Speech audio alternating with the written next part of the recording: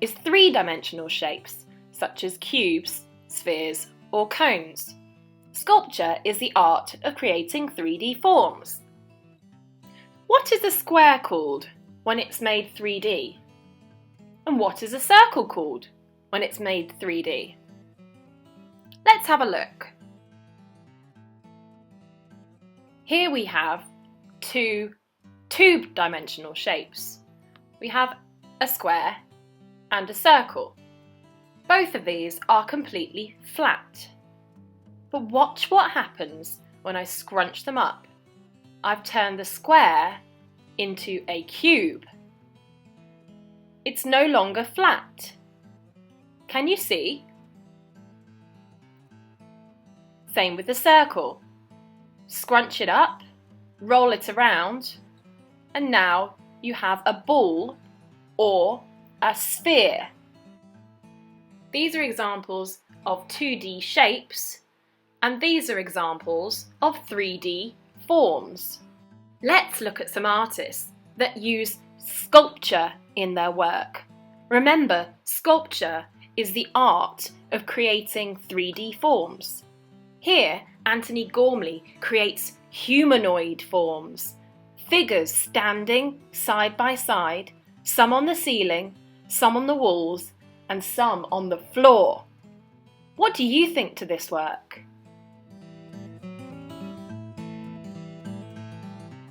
Alberto Giacometti creates these long, tall human figures. And Barbara Hepworth, well, her work doesn't really look properly like a human, but it gives us the idea that it's a human figure.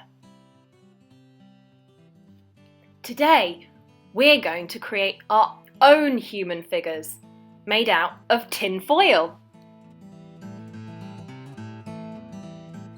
We're going to need a sheet of tin foil, about a size of a normal A4 piece of paper.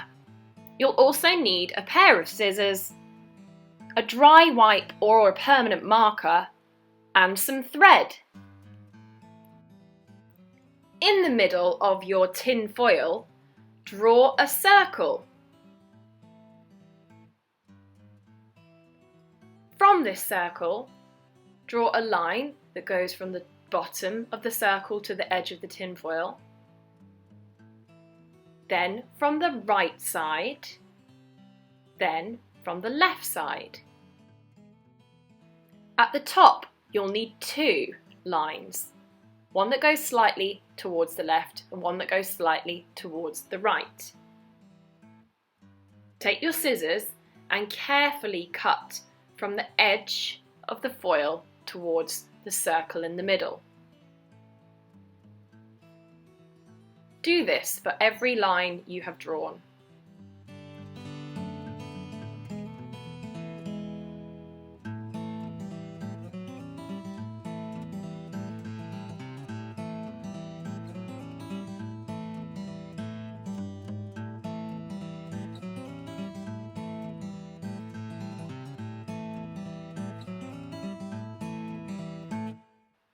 You can start to scrunch up the bottom two flaps. I say the word scrunch because we don't want them to be flat. We still want them to look 3D. So you can carefully scrunch them up loosely. Do the same with the top two flaps and you'll notice there'll be one left over at the top. It already looks a little bit like a human.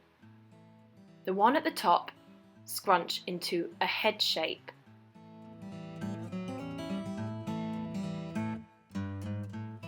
Carefully start to scrunch and crunch the tinfoil closer together, making the human figure smaller.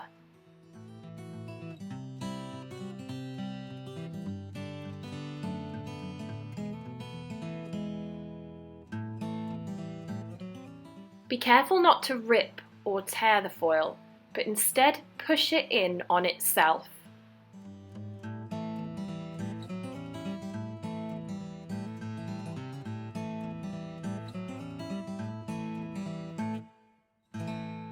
You'll notice that the arms and legs might be quite long, so you can fold them and crunch them up together to make them shorter. This is the part that you'll have to take your time and really work out what you want your humanoid shape to be. At the bottom of the legs, you can bend the feet upwards. It might even be able to stand. You can change the shape of the arms and have them in any position that you want.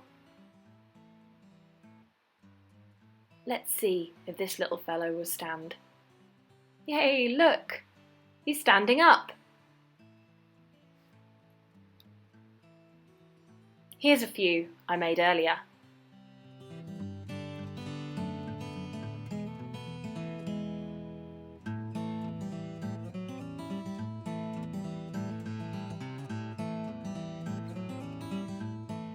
You can make as many of these as you like.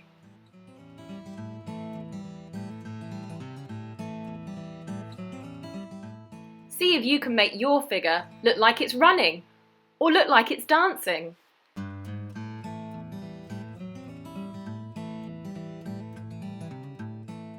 A fun way to present these is to hang them up. You're going to need some thread in order to do this. Any colour will work. You might need an adult to help you.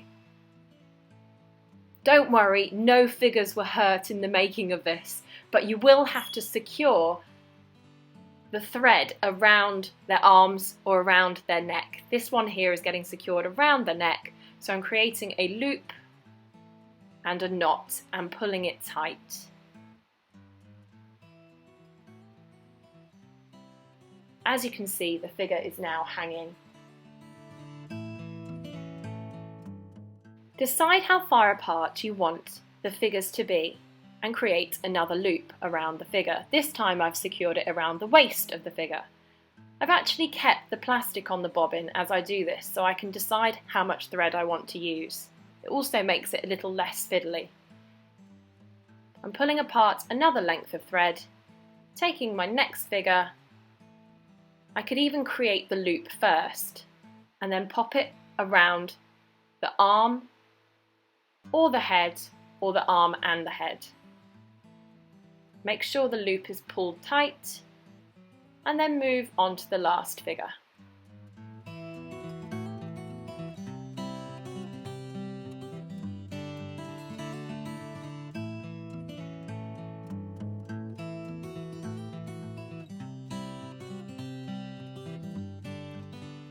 Keep a little excess thread so you can loop it onto something in your house or in your garden. They already look quite fun, like they're dancing.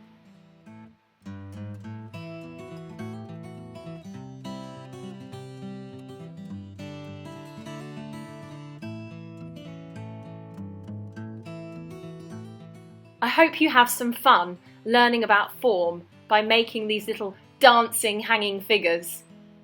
I'd love to see what they look like in your home.